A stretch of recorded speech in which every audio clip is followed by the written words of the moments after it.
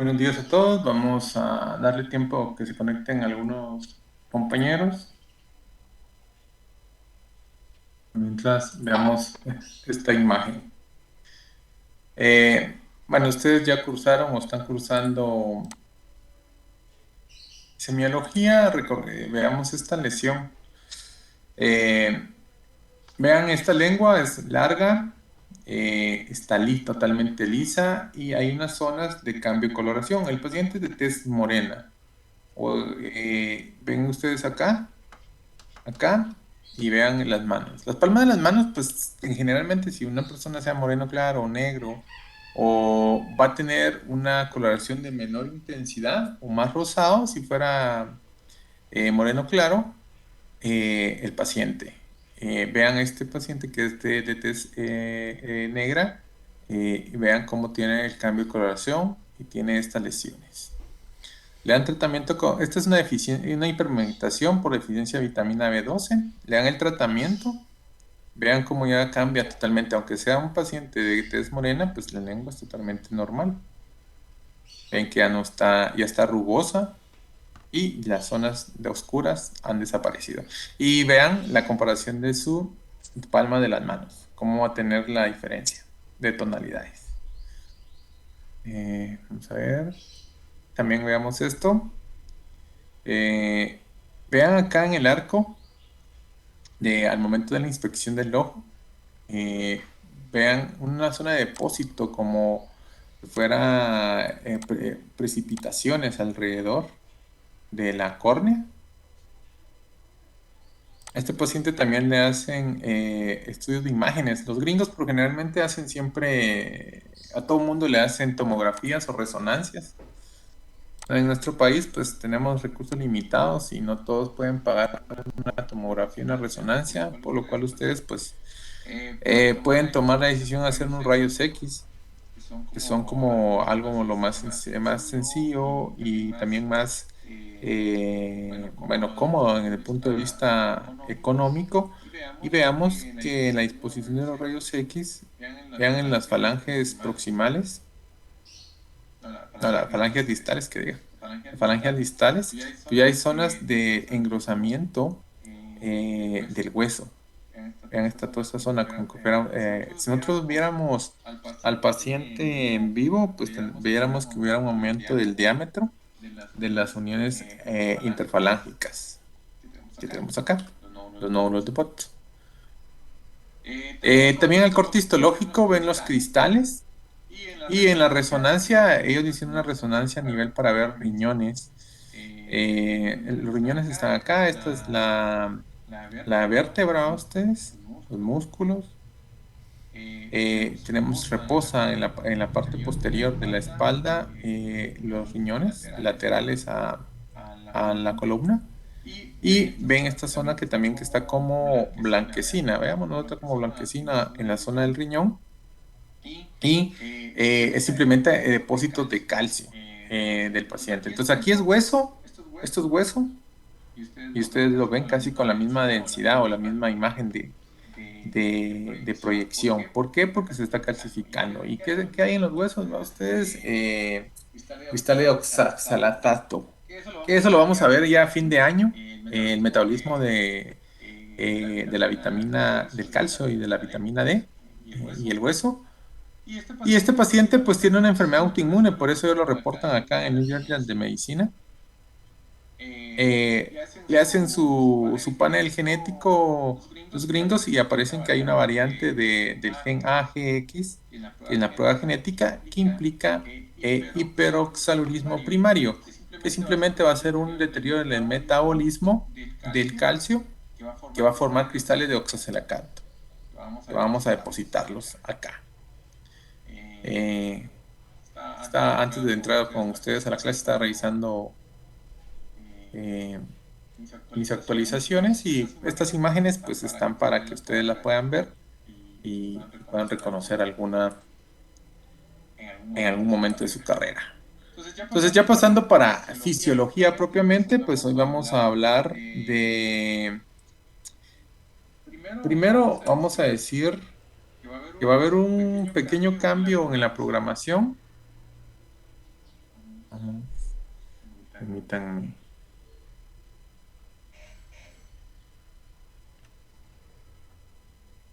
Pues vamos a ver que ya estamos en la recta final para los terceros parciales.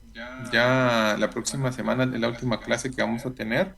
Luego parcial y va a ser presencial. Entonces, veamos. Hoy nos toca control local del flujo a los tejidos. El próxima clase del día jueves vamos a ver gasto cardíaco, capítulo 20, con lo cual terminamos como los capítulos que vamos a desarrollar previo al examen parcial.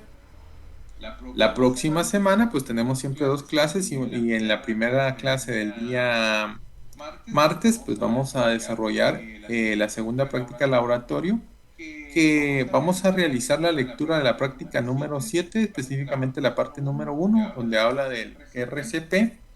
Y de la guía de orientación vamos a responder desde en la pregunta número 1 a la octava, es lo que tienen que contestar ustedes, ya saben, a mano alzada, toman una captura, lo adjuntan a un archivo PDF y lo envían a, a este apartado de RAT. Veamos que el RCP, pues hay cosas, en medicina, pues hay situaciones que van a estar siempre cambiando y una de estas va a ser el RCP. Ya la última actualización del RCP salió en el 2020 y entonces yo les pongo acá, este es un blog en el cual les dicen los cambios que ha ocurrido de respecto a las previas publicaciones al actual, que es 2020. Y aquí está el formato de toda la guía de RCP en español, directamente del AJA. Entonces, para que se lo puedan leer. Si pueden, va. Sé que muchos de ustedes, pues, llevan solo este curso, entonces no está de más que para fines de su formación, pues que se lean el documento a ustedes. Así ya lo tienen leído, ya lo han leído. El día de la práctica, pues vamos a solucionar algunos aspectos de estas preguntas respecto a los electrolitos, respecto a por qué damos las maniobras y algunos puntos que vamos a hacer énfasis con finalidad descriptiva para que ustedes tengan cierto conocimiento al momento de salir de segundo año de medicina. Leer todo esto, pues se los pongo para aquellos que quieran leerlo y que tengan tiempo. Pues ahí está, el conocimiento siempre está ahí, solo es de obtenerlo. Y entonces esta la práctica la vamos a hacer la próxima semana. Ustedes tienen que contestar esto para la próxima semana. Y claro, en teoría, si ustedes ven la estructura del programa, no es que vamos a... ya tendrían que tener ustedes ciertas respuestas al momento de la lectura, tanto de su libro de texto de Newton, con lo que trae la práctica, pues, y con los documentos de referencia que les ponen. Ellos les ponen unas zonas de referencia, pero esos ya han cambiado. Entonces, estas serían como lo actualizado para que lo tomen en cuenta. Y bueno, ya después tenemos el tercer examen parcial, ya entramos con las otras tres semanas que vamos a ver la hipertensión, gástrico y ya ahí se nos va al cuarto parcial técnicamente, con un poco del riñón. ¿Alguna duda o pregunta? No, todo está claro. Doctor, buenos días. Disculpe la pregunta. Entonces, la próxima semana no sería el examen parcial. No, la próxima semana tenemos clases todavía. Los exámenes parciales vienen de la semana creo que 20 a la 24 de junio. Son los terceros exámenes parciales. Ah, bueno, doctor, gracias.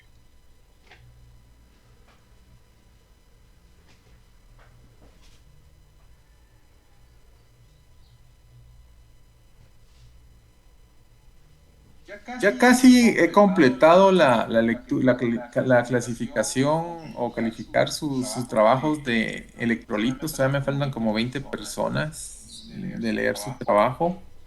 Tienen una nota ahí. En general hay algunas personas, me he dado cuenta que fueron como, que sí investigaron, pero que hicieron como una no es copiar, pero tomaron como casi todo un buen porcentaje de la idea que plasmaron de un documento y que se centraron en cosas que dice, es casi como que lo que va a pasar, pero nunca intentaron hacer la dinámica de explicar cómo funcionaban los electrolitos y por eso es la nota como está. Eh, También otras personas intentaron explicar el metabolismo de los electrolitos desde el punto de vista de renal, que vamos a aprenderlo nosotros en los próximos meses, que está bien, pero el objetivo de la práctica era analizar e intentar explicar qué pasaba en el corazón. Entonces, por eso tienen esa nota. No es que esté malo el momento que están analizando por qué se produce la hipercalemia, pero la pregunta no era por qué se produce la hipercalemia. Si ha sido eso, pues sí, se habla del metabolismo de los riñones, el metabolismo de los alimentos, el proceso a nivel gástrico, y va a haber un incremento de los electrolitos en todo el cuerpo, en el líquido extracelular. Nosotros en esa pregunta, pues estaba planteado para que ya teníamos la hipercalemia o la hipopotasemia o los dos, cuatro eventos que íbamos a tener. No importando cómo se formaba, lo que importaba era que ese incremento o ese déficit que iba a pasar con el corazón.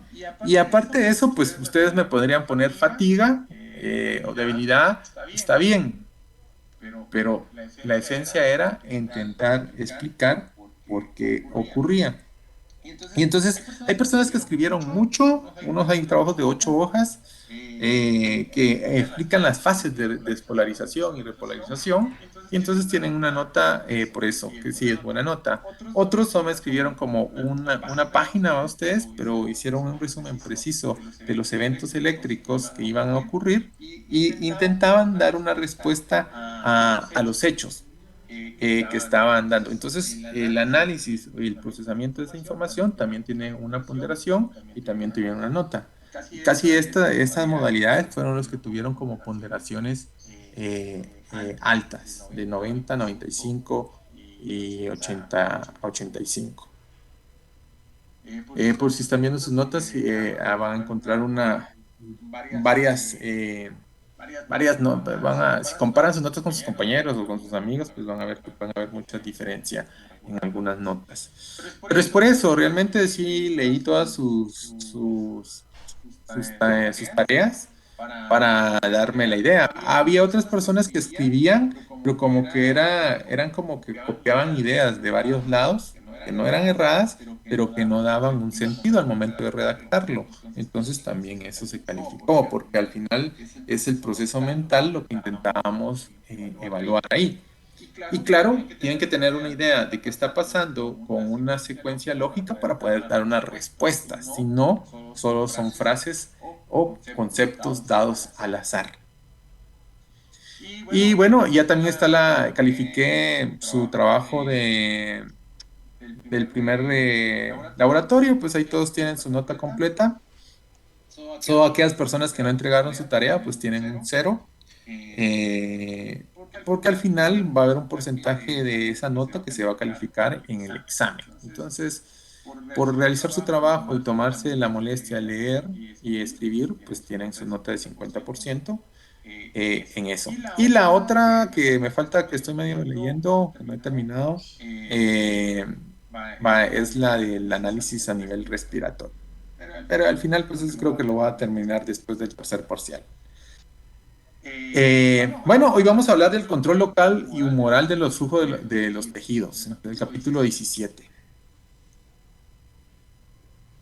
Entonces, como se dan cuenta, vamos por porciones. Ya entendimos que hay un sistema vascular que va a tener la capacidad de hacer una reducción del flujo sanguíneo dentro de sus vasos sanguíneos. Entonces, ¿cómo va a tomar esta decisión? Pues una de estas va a ser influenciada por las necesidades específicas del flujo sanguíneo en los tejidos. ¿Y qué va a medir esto? Va a medir el aporte de oxígeno a los tejidos, el aporte de nutrientes, la eliminación del dióxido de carbono, la eliminación de iones hidrógenos, mantenimiento de las concentraciones de iones, o sea, los mismos iones en sí van a crear una carga en la membrana celular y bueno, el transporte de varias hormonas que se puedan dar en el flujo sanguíneo. Entonces, de acuerdo a esas demandas, va a haber una respuesta local, lo que vamos a estudiar. Luego, pues vamos a estudiar el control nervioso después que va a estar relacionado mucho con la presión arterial después del parcial. No nos da tiempo de verlo juntar.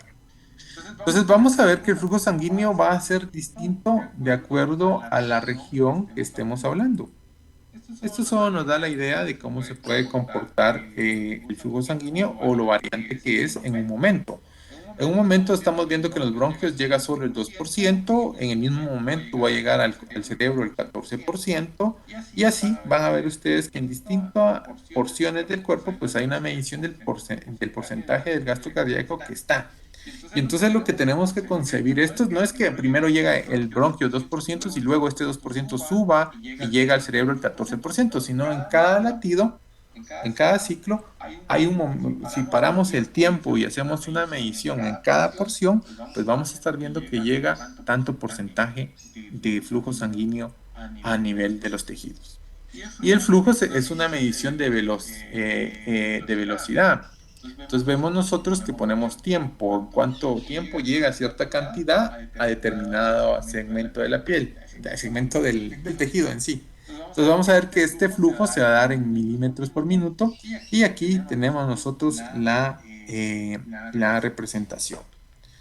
Y también, pues nosotros sabemos que va a llegar un porcentaje del gasto cardíaco, va a llegar una cantidad de sangre en determinado momento o tiempo dentro de los tejidos y que esto va a tener una distribución en el mismo tejido. Entonces, de acuerdo a la masa del tejido, pues vamos a ver que puede nutrir, o sea, esta sangre al final va a nutrir al tejido y va a dar un porcentaje de qué tantos nutrientes puede llevar de acuerdo al peso del tejido. Y esto lo vemos nosotros como ml minutos por 100 gramos de peso tisular del tejido. Entonces vemos que en el cerebro vamos a tener 50 ml minutos por 100 gramos. Entonces, esto quiere decir que en ese segundo o en ese minuto, pues estos 50 ml va a nutrir 100 gramos de cerebro. Eso es lo que quiere decir esta gráfica. Recordar que nosotros en el sistema capilar decíamos que era la unión de las arterias y las vénulas, el punto de anastomosis.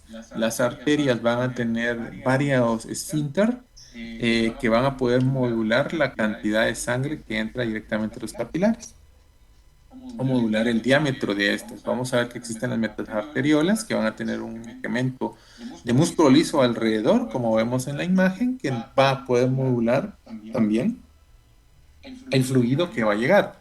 Luego tenemos un esfínter precapilar que va a ser como el punto o la puerta final que va a determinar la cantidad y que va a permitir que pase la sangre. En este periodo, pues mencionábamos nosotros que va a pasar un eritrocito y nosotros sabemos que este va a llevar grandes cantidades de oxígeno, también va a acarrear productos de desecho dentro del mismo tejido y va a permitir ese intercambio.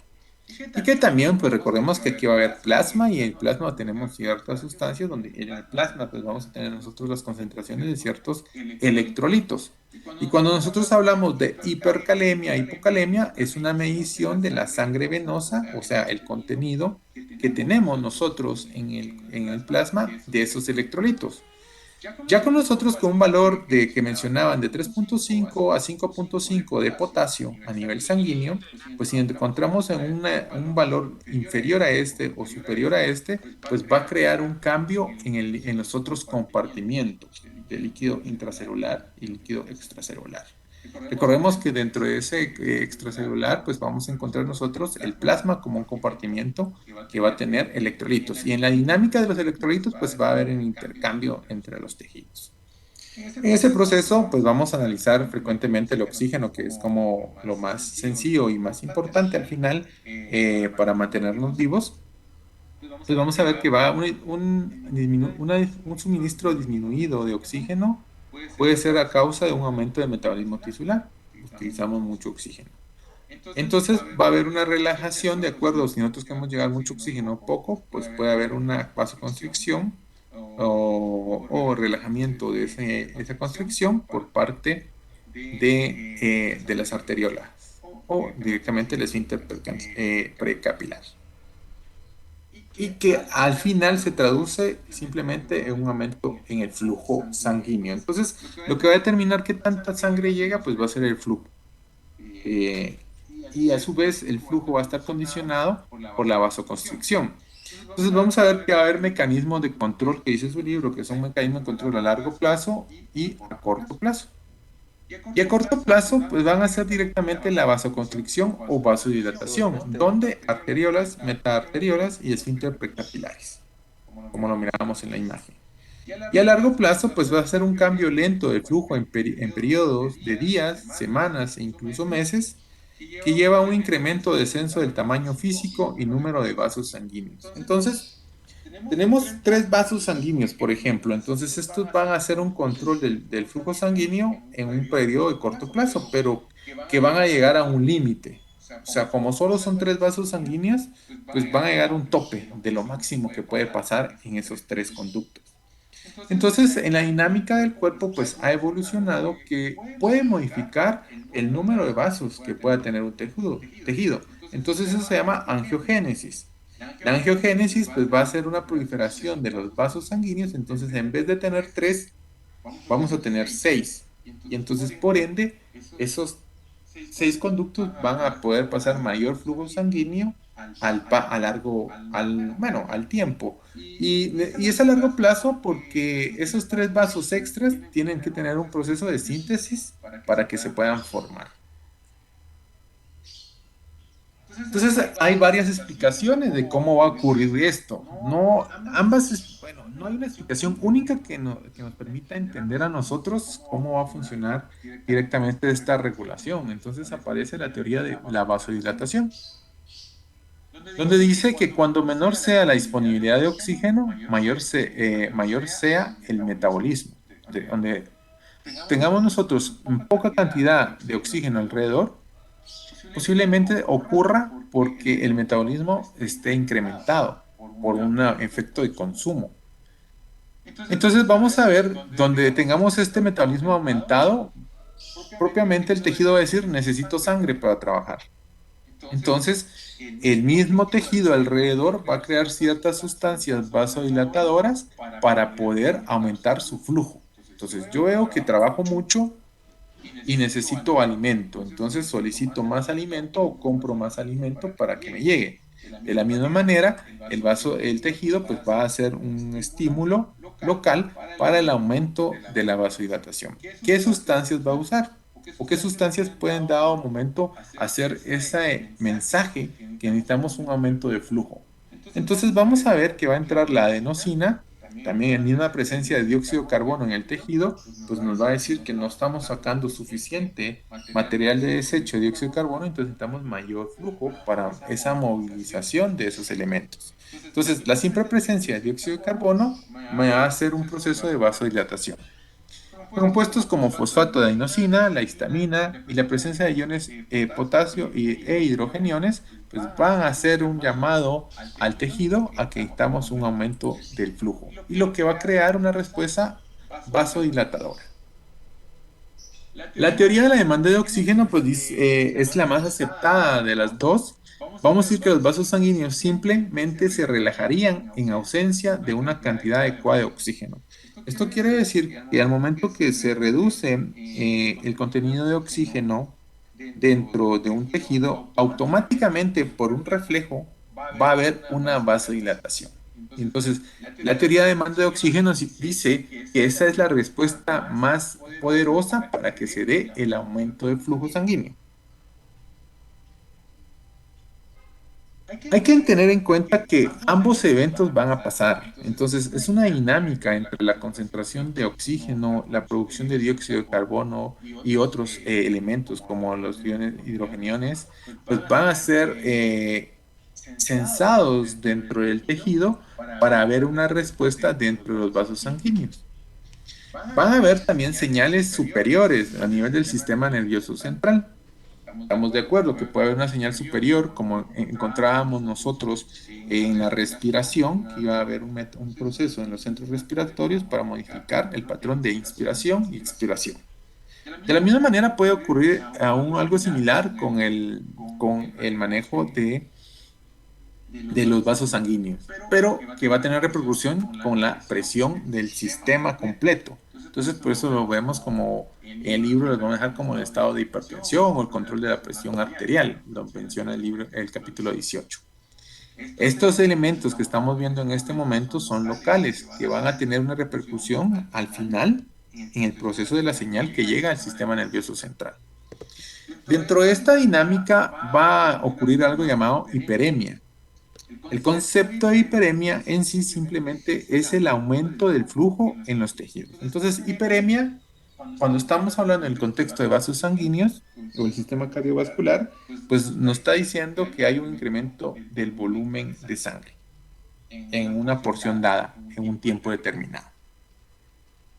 Entonces vamos a ver que hay dos tipos de hiperemias, una hiperemia reactiva y una hiperemia activa. Entonces la hiperemia reactiva hace referencia que la pérdida de flujo sanguíneo en un segmento o en un tejido que se va a dar por una oclusión de la arteria va a crear en su momento una cascada de mensajes vasodilatadores. O sea, dentro de ese proceso vamos a ver que se va a reducir el oxígeno y lo que mencionaba la teoría de la demanda de oxígeno es que va a aumentar la vasodilatación.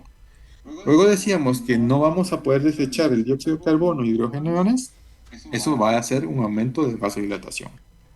Entonces dice, la teoría de hiperemia reactiva simplemente es cuando hay una oclusión, la sumatoria de todos los eventos que nos indican un aumento de vasodilatación se van a dar o va a ocurrir dentro de ese vaso. Y entonces va a haber un incremento exponencial. El simplemente que haya una oclusión, va a haber un incremento exponencial del flujo que nos va a llegar a este tejido. Y la hiperemia activa dice lo siguiente, el aumento del metabolismo del tejido en sí solo, pues va a haber una mayor demanda de oxígeno y una mayor producción de derivados de dióxido de carbono. Entonces, el tejido va a producir en ese mismo momento señales vasodilatadoras y que se van a ir acumulando dentro del flujo sanguíneo para que sea un estímulo exponencial a las demandas del tejido. Y eso se llama una hiperemia activa. Entonces, ya hay cambios del tejido que me avisan a mí que aumentemos el flujo y yo pues no me pongo a pelear con el tejido y aumento el flujo automáticamente. O a la par del tejido que va trabajando. Entonces, por eso ustedes ven acá la, la curva que va ascendiendo hasta llega al punto pico junto con el tejido. Y aquí pues se ve que hay una depresión del flujo sanguíneo y que en un momento dado súbito va a haber un incremento exponencial de la entrada de flujo sanguíneo. Y ese es el concepto de hiperemia. Dentro de este proceso, nosotros sabemos que el paso de flujo, pues claro, hay presiones que van a modificarse. Y la sumatoria de todas las presiones, pues va a tener una repercusión en el sistema cerrado, que es el corazón y los vasos sanguíneos. Y entonces, esto tiene que tener una regulación para que no ocurran problemas al momento de la distribución de los fluidos o el fluido sanguíneo. Entonces aquí se habla de la autorregulación del flujo en la hipertensión. Y menciona la teoría miógena que simplemente consiste que existe una contracción refleja. ¿Y contracción refleja de dónde va ustedes? Del músculo liso de las venas y arterias. Ahí donde va a ocurrir directamente las arterias. Y entonces vemos en este cuadro que lo que nos quiere representar es que un aumento de la presión arterial por sí sola va a ir acompañado por un aumento del flujo sanguíneo. O también lo podemos verlo al contrario, un aumento del flujo sanguíneo, o sea, que aumente a 2.5 el flujo sanguíneo, nos va a llevar en determinado caso un aumento de la presión arterial, o vamos a tener nosotros en el corto plazo un incremento de presión arterial. Y estos cambios son los que ocurren cuando nosotros hacemos ejercicio, pues va a haber un dado momento un incremento de la presión arterial inducida por el esfuerzo físico que hacemos. Pero luego de ese paso, pues la presión arterial tendría que regularse y el flujo también, porque va a haber una contracción refleja. Una vasodilatación, una contracción, lleva vasodilatación y luego una vasoconstricción. Pero recibe una importancia en la hipertensión es porque nosotros no podemos mantener presiones elevadas, podemos mantener presiones elevadas por tanto tiempo, pero el flujo sanguíneo tiene que ir reduciéndose porque tenemos que distribuirlo en todos los tejidos. Entonces, en este principio de contracción refleja, quiere decir que en el incremento de la presión arterial, en el tiempo, aunque nosotros sigamos teniendo una presión, ejemplo, en este esquema, aquí es 250 y aquí llegamos 250 también, el cuerpo va a regular la cantidad de sangre que va a obtener, que va a estar pasando. Y veamos que el flujo, aunque se incrementó súbitamente al inicio, el cuerpo humano dice, no puedo estar pasando esa cantidad de flujo constantemente dentro de estos tejidos. Tengo que reducir la cantidad de flujo. ¿Y cómo lo hace? Pues hace una vasoconstricción que reduce el flujo sanguíneo que puede pasar y que también va a hacer un aumento de la presión arterial en el sistema. Entonces vemos que el flujo baja y la presión arterial se mantiene.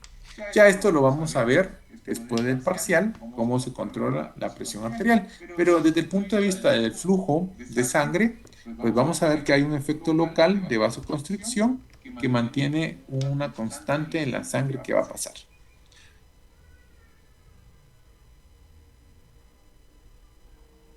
Luego el control del flujo sanguíneo por medio de factores de origen endoteliales. Entonces los vasos sanguíneos van a tener un control intrínseco dentro de su diámetro. Y dentro de esto, pues vamos a ver nosotros que el endotelio, que es la capa interna de los vasos sanguíneos, pues van a tener una forma de comunicación para tener ciertas respuestas. Recordemos que pues siempre va a haber respuestas locales por señales químicas o también pueden haber respuestas locales o sistémicas por señales de hormonas. Ya vimos que nosotros mencionábamos ahí que iba a haber una conducción de hormonas. Las hormonas pues aquí no las vamos a ver en este capítulo, simplemente pues vamos a decir que casi va a ser local la respuesta. Entonces, dentro del endotelio vamos a ver que el óxido nítrico tiene un efecto vasodilatador. Hay una enzima de óxido nítrico sintasa, que es la ENOS, de origen endotelial a partir de arganina y oxígeno, lo procesa y forma óxido nítrico y L-citrulina. Y el óxido nítrico pues va a tener un efecto sobre el músculo liso o acilciclaca soluble en GMP-CIC como segundo mensajero que va a producir una relajación del músculo liso. Este óxido nítrico va a tener una semivida de 6 segundos y bueno, va a estar mediada por la activación de la proteína sinasa dependiente de GMP cíclico. Los controles de flujo sanguíneo por medio de factores de origen endoteliales pueden haber otras sustancias que vayan a tener algunas repercusiones. Una de las que les menciona su libro de texto es la endotelina, que simplemente es un péptido de 27 aminoácidos que incrementa cuando el vaso sanguíneo se daña. Entonces, una lesión de un vaso sanguíneo puede aumentar la presencia de endotelina. Y estas lesiones pueden ser mediadas por traumas, por un proceso infeccioso o varias situaciones en las cuales simplemente hay una lesión endotelial que nos va a hacer un aumento o va a intervenir en la cantidad de flujo que pueda llegar. Algunas van a disminuir y otras van a aumentar. La regulación a largo plazo del flujo sanguíneo pues, va a tener un efecto angiogénica, va a estar relacionado también con la presencia o acumulación o creación de vasos sanguíneos alrededor. El libro de texto les presenta este ejemplo, que ustedes lo van a ver en pediatría, en cuidados de neonatos, que sí, algunos niños que llegan, que tienen dificultad al nacer y tienen que pasar a cuidados intensivos, pues van a tener ciertas repercusiones a nivel de su retina, pueden tener más predisposición a ser ciegos, también pueden tener lesiones a nivel cerebral, entre otras. Y una de estas explicaciones que le ocurren a estos niños es lo siguiente. La presencia de oxígeno en recién nacidos provoca la interrupción casi inmediata del crecimiento vascular nuevo dentro de los vasos de la retina. Esto quiere decir que, digamos, nosotros, la retina pues está todavía en maduración en un recién nacido. Si el recién nacido nace sin ningún problema, pues va a estar expuesto a un oxígeno en ambiente, a una FIO de 21%. Y entonces ese oxígeno 21% pues va a crear una la carencia o ese nivel de oxígeno va a crear en el recién nacido que empiecen a producir vasos sanguíneos dentro de su retina para que él pueda irrigar el tejido y se pueda desarrollar la retina y él así poder ver. No va a tener un sobreestímulo o no va a carecer de un estímulo. O sea, en un ambiente fisiológico al momento que nació sano. Sale al ambiente de la atmósfera.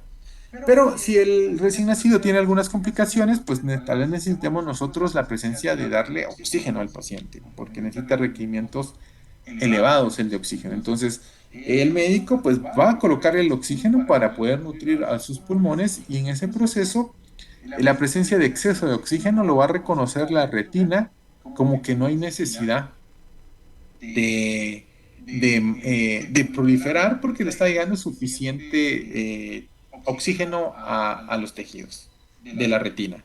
Entonces, no hay una proliferación de esos vasos. Entonces aquí dice, incluso la degeneración de algunos vasos pequeños. Entonces quiere decir que igual si se van creciendo algunos, va a detener el crecimiento. Luego, pues nosotros sabemos que el paciente puede mejorar, puede respirar de mejor manera y entonces vamos reduciendo nosotros la cantidad de oxígeno que le estamos administrando. Entonces, la retina va a reconocer, bueno, ya no me llega la misma cantidad de sangre, la misma cantidad de oxígeno que yo necesito. Entonces, a mi retina, entonces voy a necesito más vasos. Y entonces va a haber una respuesta desmedida de la proliferación de vasos sanguíneos en la retina y que va a crear muchos vasos sanguíneos para nutrirlo. Pero ese exceso de retina, pues le puede causar problemas al mismo ojo, a la retina, en un buen crecimiento. Entonces les menciona acá que el retiro de oxígeno produce un sobrecrecimiento explosivo de los vasos nuevos para compensar el descenso brusco, lo que puede causar una ceguera porque va a ocurrir una fibroplastía retrolental. O sea, en vez de ayudar, pues va a haber muchos más vasos que retina. Entonces no va a cumplir la función la retina, lo que aprendimos nosotros en los capítulos pasados. Y entonces no va a haber muchos conos y bastones, y entonces van a haber más vasos sanguíneos, y entonces no vamos a captar la luz, y entonces no se va a generar el impulso nervioso o la imagen de una forma correcta. Entonces, este neonato, este recién nacido, pues puede tener ceguera. Y es una forma en la cual como va a responder a la carencia o el exceso de oxígeno. De la misma manera como ocurre en el neonato, que es algo muy evidente, por eso se pone como ejemplo, y también pueden pasar estos cambios dentro de nosotros. Y este proceso es el libro les menciona angiogénica, pero ustedes en patología el próximo año pues van a ver el concepto de angiogénesis. Es simplemente la creación de nuevos vasos sanguíneos. Claro, por estimulación de segundos mensajeros dentro de nuestros tejidos. ¿Y cuáles son estos mensajeros? Pues se llaman factores de crecimiento vascular, como el factor de crecimiento endotelial, el factor de crecimiento de fibroblastos, el factor de crecimiento de plaquetas, la angiogenina, que también puede ser, y también puede haber algunas que van a inhibir la proliferación de estos vasos sanguíneos, como la angiostatina, que es un fragmento de plasminógeno, y la endostatina, que sale de la descomposición del colágeno.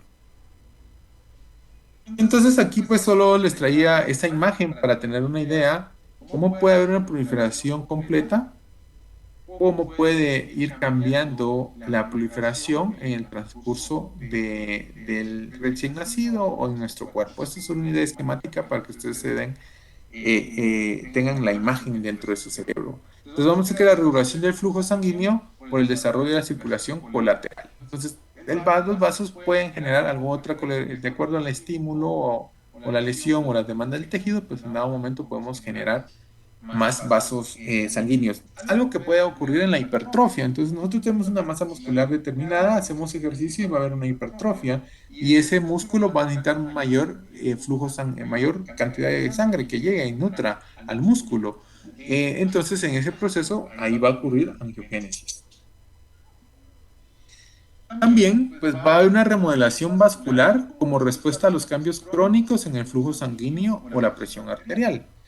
Ya hablábamos nosotros en el paciente adulto mayor en semiología que va a ocurrir una arteriosclerosis que va a dar cierta rigidez a los vasos sanguíneos y por lo cual en adulto mayor nosotros tomamos un pulso, insuflamos 20 o 30 milímetros arriba para ver si todavía seguimos palpando el pulso y hasta que descienda pues vamos a dejar porque en ellos va a haber cierta rigidez en la conducción del pulso, como lo hemos aprendido.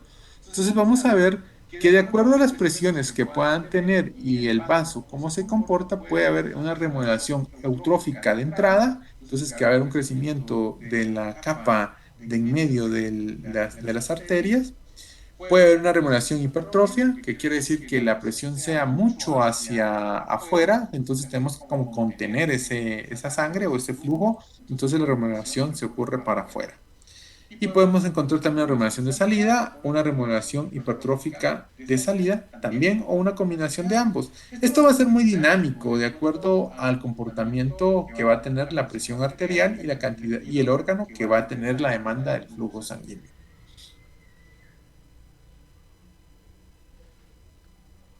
Dentro del control humoral de la circulación, pues vamos a conocer nosotros varias sustancias, como unas sustancias vasoconstrictoras, como la noradrenalina, la adrenalina, la angiotensina 2, y que la adrenalina es la que nosotros vamos a utilizar en un paro cardiorrespiratorio. En el PCR, pues en el flujograma que ustedes van a leer para la próxima semana, pues les va a decir, bueno, se utiliza adrenalina.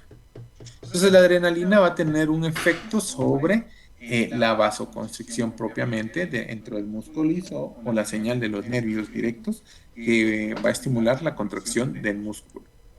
Tenemos la angiotensina 2 que no la vamos a ver ahorita, la vamos a ver más en el control de la hipertensión y donde veamos el riñón como de dónde sale, porque viene el riñón y una parte, pues, y pues va a un metabolismo a nivel pulmonar para formar la angiotensina 2, que va a tener señales generalizadas en el cuerpo que va a crear una vasoconstricción. Entonces, a mayor contenido de angiotensina 2 en la circulación, mayor vasoconstricción se va a generar. Y si hay mayor vasoconstricción, por ende va a haber mayor o va a haber un incremento de la presión arterial. Dentro de eso también vamos a tener la vasopresina, la hormona antidiurética, que va a tener un efecto vasoconstrictor en algunos segmentos, pero dentro de su metabolismo dentro del riñón, pues vamos a tener nosotros que va a tener una capacidad de depletar volumen líquido. Y eso lo vamos a estudiar pues en la parte del riñón.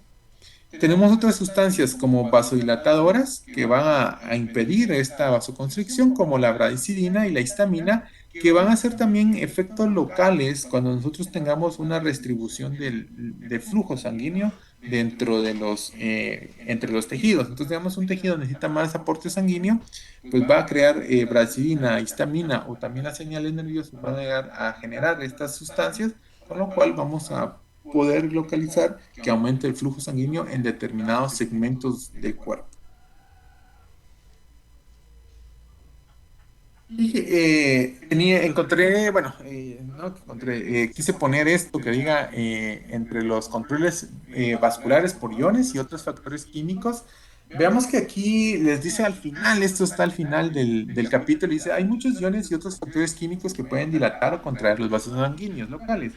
La siguiente lista detalla algunos de sus efectos específicos. Veamos que el aumento de la concentración del ion calcio provoca vasoconstricción, que es consecuencia del efecto general del calcio para estimular la contracción del músculo liso, como se comenta en el capítulo 8. El aumento de la concentración de ion potasio dentro del intervalo fisiológico provoca vasodilatación. Este efecto en consecuencia de la capacidad de los iones potasio para inhibir la contracción del músculo liso.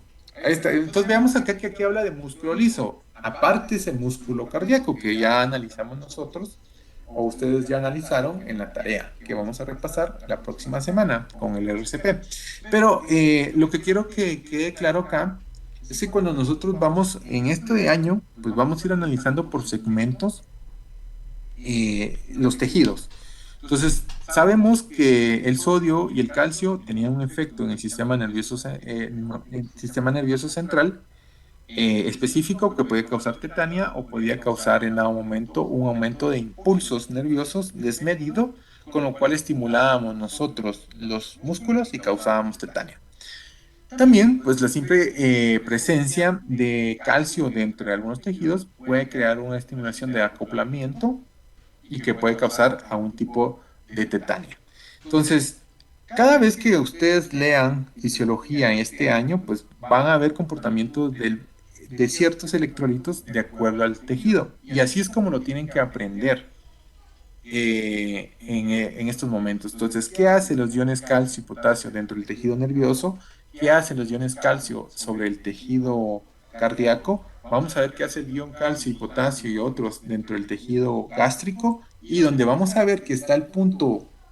Estos tres tejidos pues no van a modificar concentraciones, tanto. No tienen la capacidad, o sea, el corazón no tiene la capacidad de modificar concentraciones. Él le presenta en la realidad. Tenemos estos electrolitos y esto. Y vos arreglátelas como podás. Eso es lo que hace el corazón.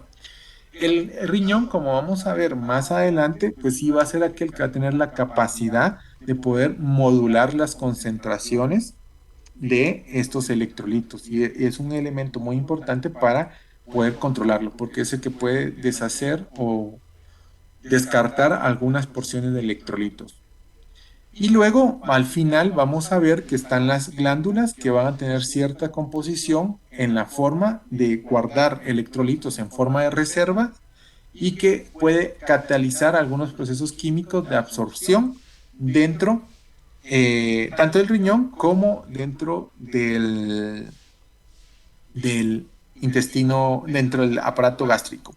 Entonces, el riñón en sí es el que va a descartar, puede descartar electrolitos y puede como ahorrar electrolitos.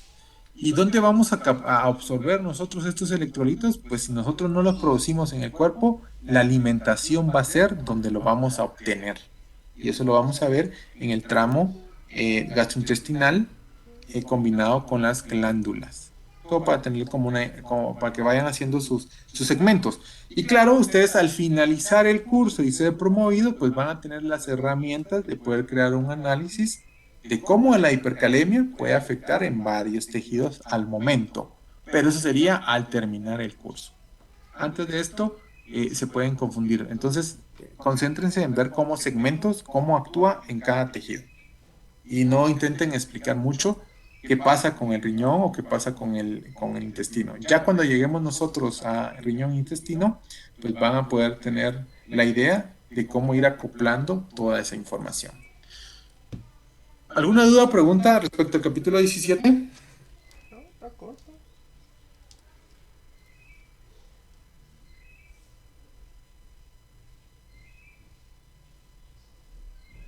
A mí me dio curiosidad que cuando habla de la histamina, pero esto no va al tema, pero me dio curiosidad que tiene que ver la histamina con los síntomas de alergia.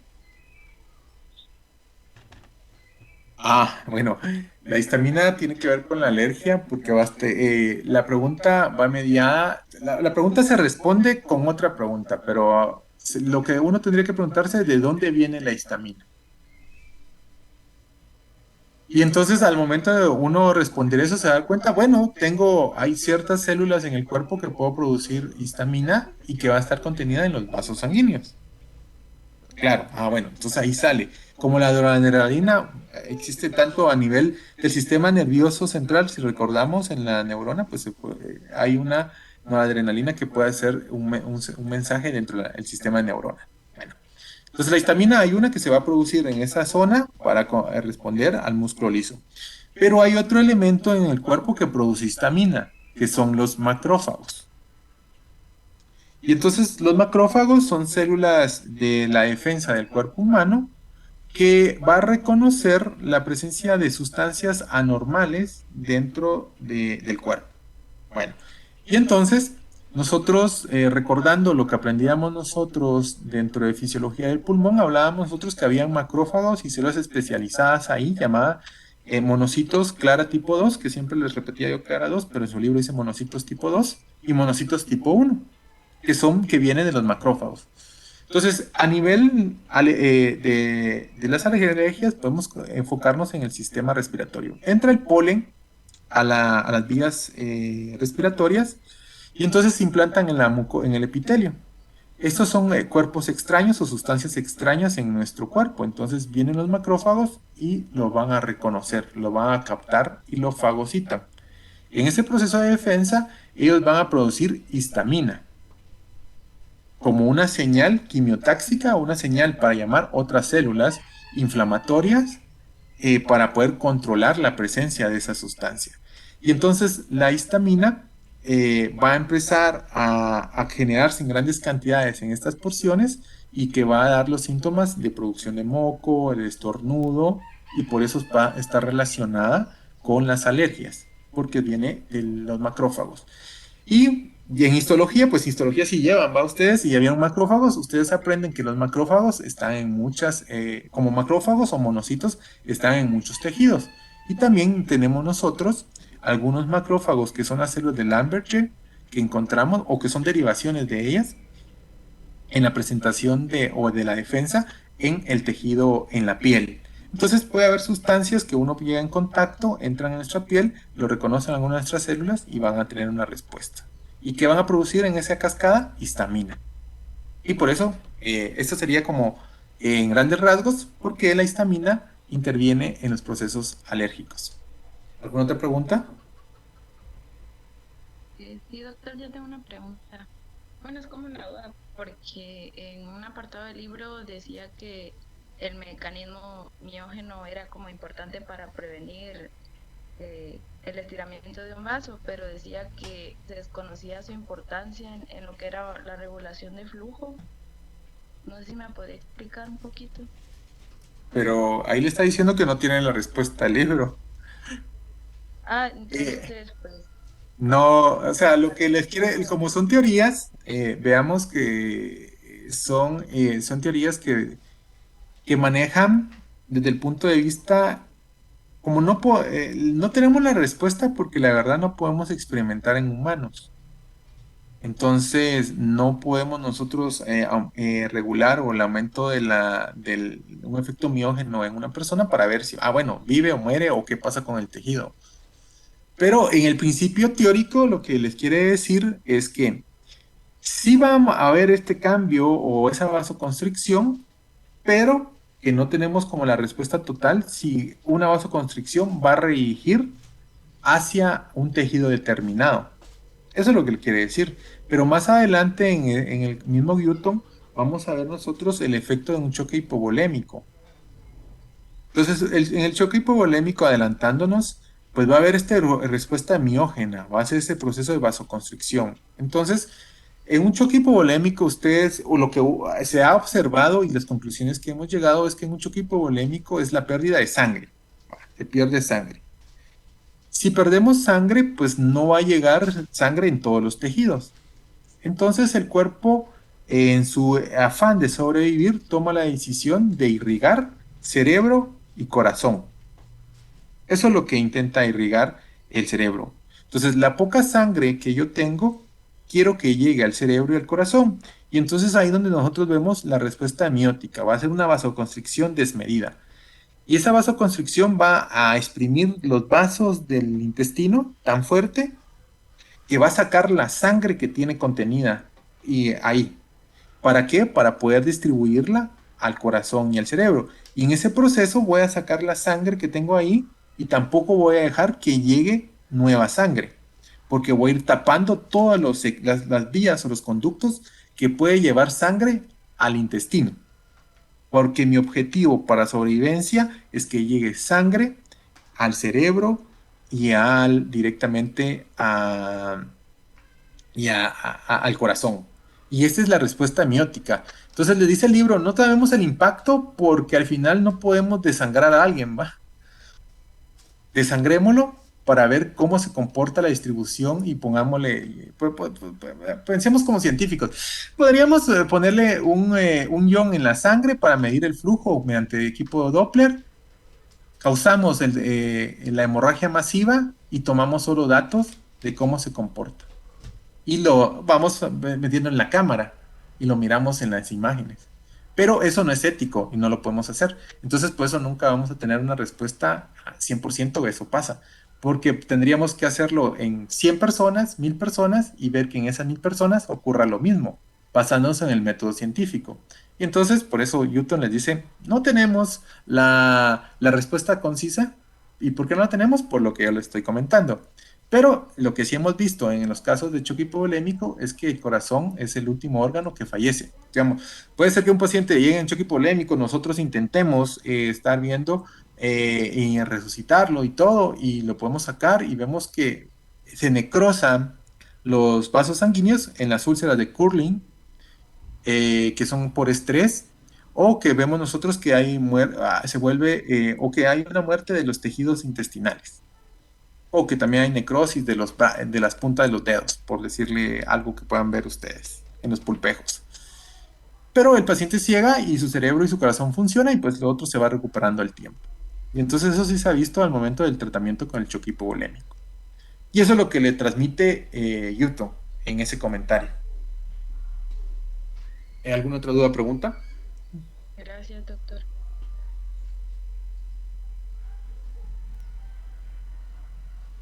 Bueno, si no hay dudas o comentarios, pues con esto terminamos. El jueves vemos directamente gasto cardíaco y ya nos quedamos simplemente para la próxima semana la discusión.